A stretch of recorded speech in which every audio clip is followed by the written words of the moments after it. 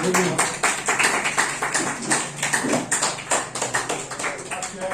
के साथ और दीदी का और टीएमसी का प्रचार करेंगे।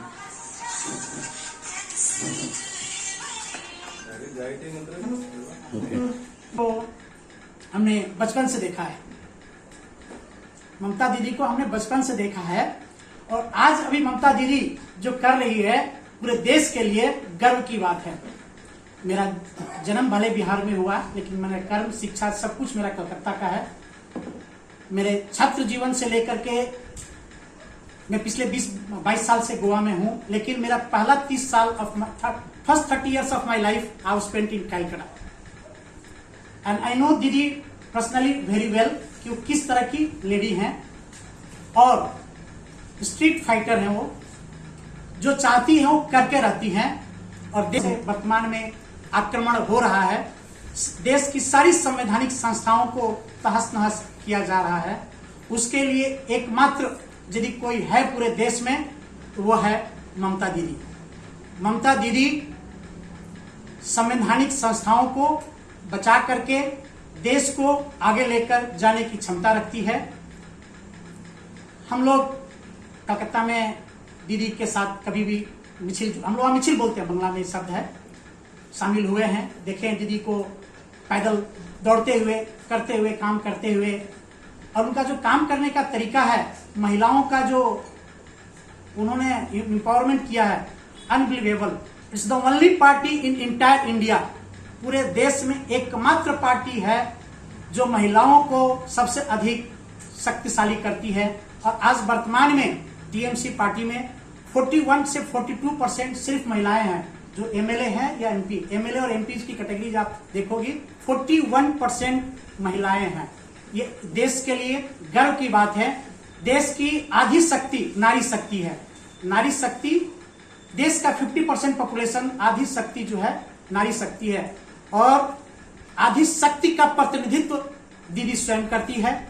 और आधी शक्ति का समझ लीजिए विकास के लिए, गोवा के सर्वांगीण विकास के लिए हम लोगों ने जिस गोवा हमारी कर्मभूमि है, हमारा जन्मभूमि बिहार लेकिन कर्मभूमि हमारी ये गोवा। एक कदम आगे बढ़ाया है गोवा की प्रगति के लिए और महंगाइयों से लड़ने के लिए। जैसे कि आप लोगों ने अभी सुना कि महंगाई की मार हम सब पे है। हम गृहिणियां जब हम घर किचन संभालते हैं तब जाके हम सोचते हैं कि आज हम क्या बनाएं, किस तरह से हम अपना बचत करें ताकि हमारे घर में अच्छे से हम दिन जापन कर सके, दिनचर्या कर सके। तो इसके लिए महंगाई को हम किस तरह से हरा सकते हैं, ये हम ममता दीदी से सीखकर हम इसे आगे बढ़ाएंगे। और मैं सभी नारी शक्तियों से बोलती हूँ कि आप सबका साथ दे। ये शक्ति विश्व की शक्ति है, दुर्गा शक्ति, इसे कम न होने दे। सभी साथ मिलकर काम करेंगे। धन्यवाद सभी को।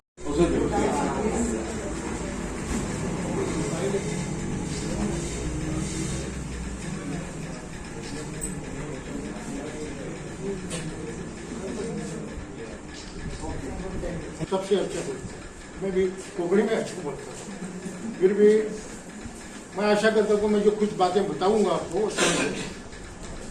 मैं फुंडा का हूँ, खरमापुड़ी में रहता हूँ। मैं सच करे तो मैं राजकारणी पॉलिटिशियन नहीं है, थोड़ा थोड़ा करता था और इन पिछले 10 साल से मैं चुप था। कांग्रेस का मैं स्पोक्स पर्सन था, जनरल सेक्रेटरी था जब रवि नायक प्रेसिडेंट थे कांग्रेस में 20 साल पहले। उतना ही राजकारण किया और सोनिया गांधी आई गोवा में, राजीव गांधी आई, तब कंपेयरिंग जो मेन सभा का जाहिर सभा का कंपेयरिंग करना था वो मैं करता था कांग्रेस में। विष्णुवाद था मेरे साथ और कई दो विष्णुवाद चला गया, तो सुना होगा, बहुत बड़ा विद्वान आदमी था। और मैं भी वही काम करता था सभा में बोलने का और कंपेयरिंग करने का। कारण मेरे जैसे लोगों को टिकट कोई नहीं देगा, क्योंकि टिकट के लिए विद्वत्ता नहीं चाहिए। कोई टिकट को कम्पीट करना है तो उसे कोई जरूरत नहीं, वो बड़ा लेखक होना चाहिए, विचारवंत होना चाहिए, समाजकारणी होना, ऐसा कुछ नहीं है। जेब में डालने के 500 रुपये डालने की जिसके पास ताकत है वो लीडर बन जाता है। ये हमारी आदत गोवा की दुर्दैव है हमारे लोग से। एनीवे, मैं आशा करता हूँ ये सब स्थितियाँ आगे बदल जाएगी। एक नया सुबह हो रही है गोवा में, नवी सरकार दीदी के रूप में। मैं घर में बैठा था, एक बड़ी रात के समय 8 बजे डेरिक ओबेरॉय नाम का एक व्यक्ति मेरे घर में आ गए परमापुरी में। मुझे फोन आया था कोई तुमको मिलने आने वाले हैं। तुमने क्यों, किसी, मुझे लगा कोई साहित्य के बारे में बोला, तो कहीं हमको प्रमुख अतिथि नाम के बुलाते, इसलिए ऐसा लगा कि वो मुझे कुछ ऐसा ही साहित्य के संबंध में आया है। तो बोला मैं लेकिन वो बहुत टीवी पर्सनालिटी है, मुझे मालूम नहीं। वो जाने के बाद मैंने मेरे बेटी को बताया, वो डेरिक ओबेरॉय नाम का एक आदमी मुझे मिला। वो मुझे चिल्ला नहीं, पापा मुझे क्यों नहीं बताया, वो ऐसे बहुत फेमस आदमी, मुझे मालूम नहीं था। दोनों बेटियां हम मिलते उसे देखने आते थे, वो शादी करके मुझे मालूम नहीं वो इतना प्रसिद्ध आदमी। मुझे लगा वो खासदार है, फिर बस इतना ही। फिर भी वो मुझसे बहुत नम्रता से बात करने लगा और बोला, हमको गोवा में तुमको बताता हूँ, लेखक विचारवंत ऐसे लोगों को, विद्वान लोगों को, साहित्यकार लोगों का कभी किसी ने सम्मान नहीं किया है। याद करके बताता हूँ, जब मुझे साहित्य अकादमी का पुरस्कार पहली बार यहाँ मेरा 2000 में मेरा सत्कार किसने किया, राजीव गांधी कलाकांड ने। गोवा के लोगों ने नहीं पाई। यहाँ मलयालम कल्चरल एसोसिएशन केरली लोग हैं बहुत, उनका ओणम का त्योहार था। रविंद्रन नाम का आदमी आ गया, उनके एक ग्रुप आ गए मेरे घर, और ये इतने साहित्यकारों को मानते हैं, मुझे मालूम है मलयालम। और दो राज्य मैंने देखे, एक बंगाल और दूसरा केरला, जो साहित्यकारों को बहुत प्रतिष्ठा करते हैं, महान सम्मान देते हैं। परसों जब मैं दीदी के साथ पहला गया ना, तो दीदी के पास मेरा सब कुछ था। मुझे अभिवादन किया उसने, दीदी ने, वो भी लिखती है। वो बोले मुझे, उसने भी बहुत सी किताबें लिखी है दीदी ने, वो भी लेखिका है, तो उसका उतना और रिलेशन बन गया। वो भी लेखिका है। अभी वो लोग उसके पॉलिटिशियन के नाम पे पहचानते हैं, लेखिका के ज्यादा बाहर नहीं है, बंगाल में जानते हैं। तो वो भी बोले ठीक है। और दीदी ने हमको एक जैसा आश्वस्त किया कि गोवा में ये पक्ष जो है वो बिल्कुल नया है। अभी किसी को पूछा तो तृणमूल किसी ने सुना नहीं, कांग्रेस सुना है, भाजपा सुना है, बाकी जो पक्ष, समाजवादी पक्ष सुना है, सब बाकी के जो पक्ष है वो सुने हैं, लेकिन टीएमसी के बारे में बहुत जानकारी गोवा के सर्वसामान्य आदमी को बहुत कम है।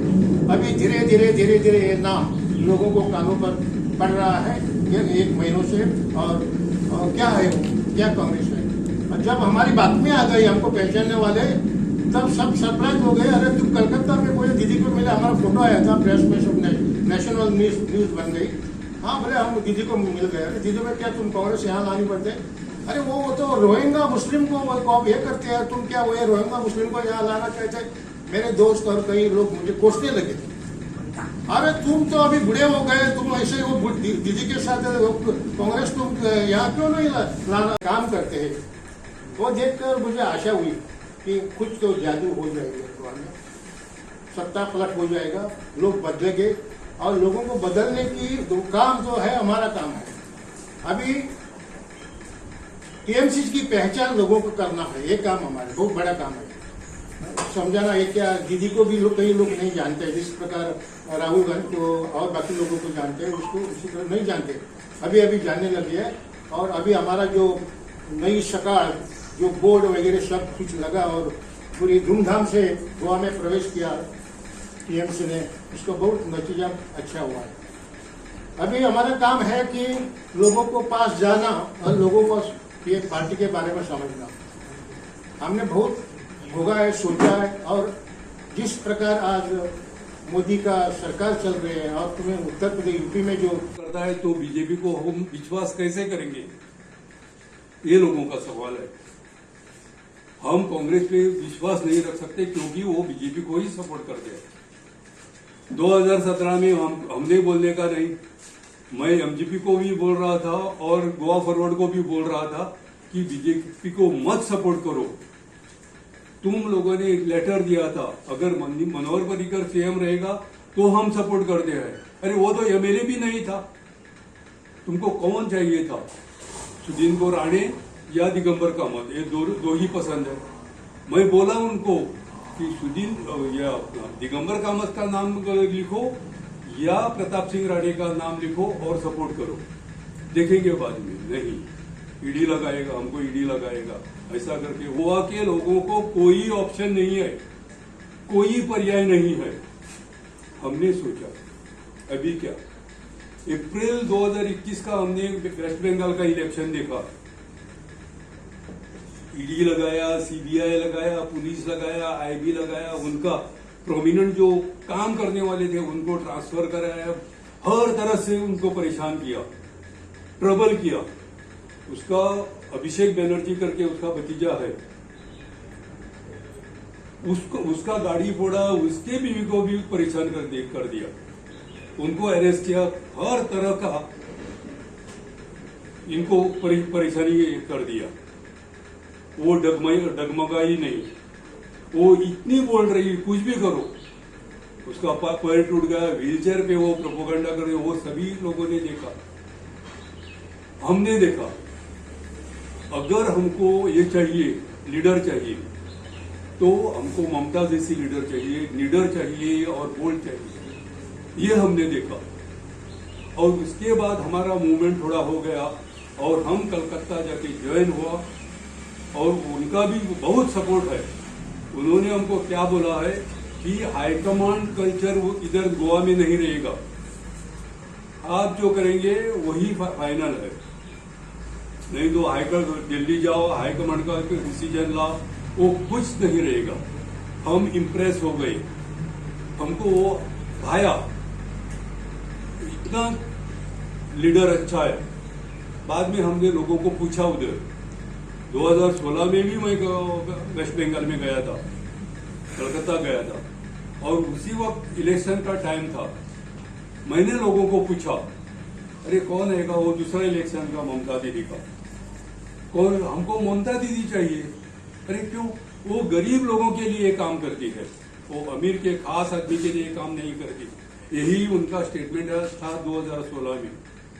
इधर भी 2021 में जब इलेक्शन हो रहा था, तब मैंने चैलेंज किया था। बीजेपी बोल रहे थे कि उनका 220 सीट आएगा, और दीदी वो दीदी तू गई, वो ऐसा क्रिटिसिज्म तो एक लड़ी पे किया। लोग उधर बोलते हैं, दुर्गा के गांव में, काली माता के गांव में अगर कोई महिला का ऐसा इंसल्ट करेगा तो भगवान उसे माफ नहीं करेगा, और वही रिजल्ट दे दिया बीजेपी का। कुछ भी नहीं है उनको, थोड़ा जो सीट आया वो जो जबरदस्ती ये किया, क्या क्या किया वो सभी को मालूम है। ये सभी देख के हमको लगा, हमने देखा 10 साल कंटिन्यूअसली अभी ममता दीदी तृणमूल कांग्रेस या टीएमसी बीजेपी को हराती है, और 10 साल बीजेपी कांग्रेस को हराती है। इतना डिफरेंस है। अगर हमको बीजेपी को हराना है तो हमको टीएमसी ही योग्य दिखी, तो इसलिए हमने ज्वाइन किया। ये सभी का पहला सवाल था, ये सभी क्लियर हो गया। और जब हम ज्वाइन हो गए, हमने अभी 29 तारीख को हम ज्वाइन किए थे, अभी कम से कम 20 दिन हो गया। हर एरिया से ये आईपीएक वाले काम करते हैं, कोई भी हमको ज्वाइन करना चाहता है तो आईपीएक का लोगों को हम नंबर भेज देते हैं, आप कांटेक्ट करो, क्या आप बोलने का है वो आप बोलो, हम नहीं बोलेंगे, कोई भी पॉलिटिशियन नहीं बोलेगा, वो प्रोफेशनल है। उन्होंने ये किया, और अभी पार्टी तो थोड़ी थोड़ी थोड़ी थोड़ी बढ़ती जा रही है। और आज का ये जो समुदाय देखा, आज के इधर उपस्थिति देखी, तो हमको पक्का मालूम है, पक्का गारंटी है कि गोवा में टीएमसी ही राज करेगी, और टीएमसी राज करेगी तो सभी लोगों का भला हो जाएगा, इतना मैं आश्वासन देता हूं।